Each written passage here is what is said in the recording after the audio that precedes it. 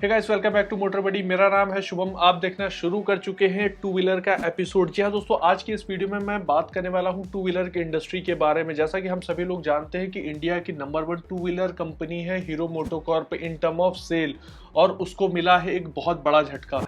अगर मैं बात करूं पूरे साल में अगर सबसे ज्यादा टू व्हीलर कब सेल होता है तो वो है फेस्टिवल सीजन, और फेस्टिवल सीजन शुरू होता है सितंबर, अक्टूबर, नवंबर के मंथ में। इन 3 मंथ के बीच में आता है, जहां पर क्या है कि नवरात्रि आती है, दुर्गा पूजा होती है, धनतेरस आता है, दिवाली होता है। और इस टाइम पे पूरी इंडस्ट्री की नजर होती है कि हम कैसे बेहतर कर सकते हैं, किस तरह से हम नंबर अचीव कर सकते हैं, किस तरह से प्रीवियस ईयर के मुकाबले और कितना ग्रोथ कर सकते हैं। लेकिन क्या है कि यहाँ पर पूरी इंडस्ट्री, अगर टू व्हीलर की बात की जाए, जो मेजर कंपनीज हैं उनको तो ग्रोथ का सामना करना पड़ा है, लेकिन क्या है हीरो मोटोकॉर्प डी ग्रोथ पे रहा है।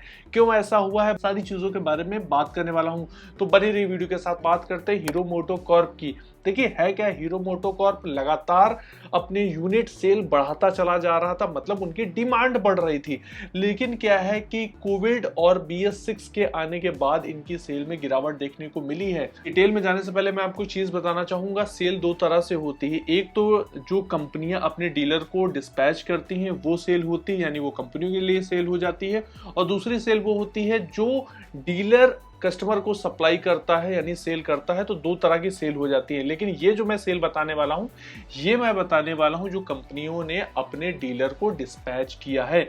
तो है क्या कि देखिए, हीरो मोटोकॉर्प कोविड से पहले और BS6 के पहले लगभग 7,50,000 यूनिट पर मंथ तक डिस्पैच कर रहा था। लेकिन फिर अचानक ऐसा क्या हुआ जो मार्केट डाउन हुई। देखा जाए तो पूरे इंडस्ट्री में इंपैक्ट है, लेकिन सबसे ज्यादा डेंट जो लगा है वो है हीरो मोटोकॉर्प को। देखिए हीरो मोटोकॉर्प अक्टूबर 2022 में 4,42,825 यूनिट ही डिस्पैच किया है, जो कि काफी कम है।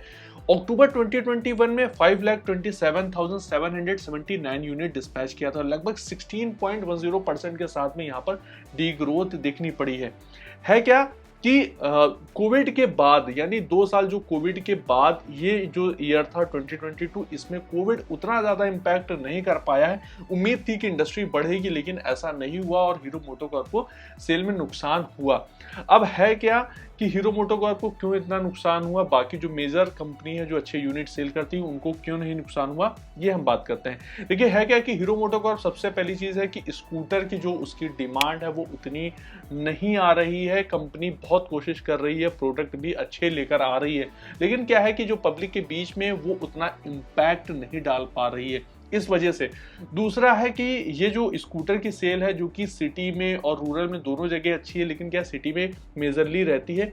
इस पे क्या है कि होंडा के एक्टिवा का कब्जा है, टीवीएस के जुपिटर का कब्जा है, सुजुकी के एक्सेस का कब्जा है, और ये सेल लगातार स्कूटर की इनकी गिरती चली जा रही।